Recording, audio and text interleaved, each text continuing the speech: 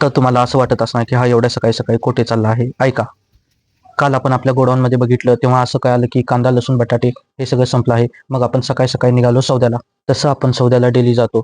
आपल्याकडून हॉटेलांना डेली ताजी भाजी पोचवली जाते, ते पण एकदम स्वस्तात. त्यामुळे आपण डेली सौद्याला जातो. सौदा संपला मग अशा 5 मोठ्या मोठ्या भाजीच्या पिशव्या गाडीला अडकवल्या व आलो दुकानाकडे. आपल्या दुकानात दूध दही पण असल्यामुळे व हॉटेल आणि खानावळ्यांना आपण दूध दही पण पोचवत असल्यामुळे दुकान सकाळी सकाळी 7 वाजता उघडावे लागते. तेवढ्यात वाजले 10 वाजले म्हणजे हॉटेल उघडले. आता आपण हॉटेलांना माल टाकला पाहिजे, त्यासाठी आपण निघालो.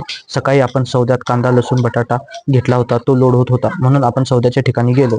आपला माल लोड होत होता.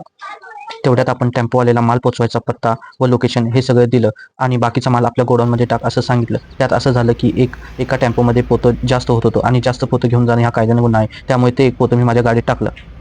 आता हे एक पोतं पोचवायचं होतं मला हॉटेल डायनिंग डिलाईट या हॉटेलला. त्यामुळे डायनिंग डिलाईटच्या दिशेने आपण निघालो. आता आपण पोचलो डायनिंग डिलाईट हॉटेलजवळ. ह्या हॉटेलची स्पेशालिटी म्हणजे इथलं नॉनव्हेज फूड. नॉनव्हेजमध्ये इथे काही खावा, A1 क्वालिटी मिळेल. कांदा अनलोड केला व निघालो दुकानाच्या दिशेने. तेवढ्यात हॉटेल डायनिंग डिलाईटमधून कॉल आला की त्यांना अजून थोडा माल पाहिजे आहे. मग काय घेतला माल, घातला पिशवीत आणि निघालो की डायनिंग डिलाईटच्या दिशेने. आणि हा माल आता आपण डायनिंग डिलाईटमध्ये पोचवला. झोला लाना पडेगा. आता ह्याला कसं सांगू, झोला इज मोस्ट इम्पॉर्टंट थिंग. पुढच्या ह्यांना माल काय हातात न देऊ. तेवढ्यात झाली संध्याकाळ. सगळा माल त्यांनी व्यवस्थित पोचवून झालता व आपण लागलो आपल्या दुकानातल्या पुढच्या कामाला.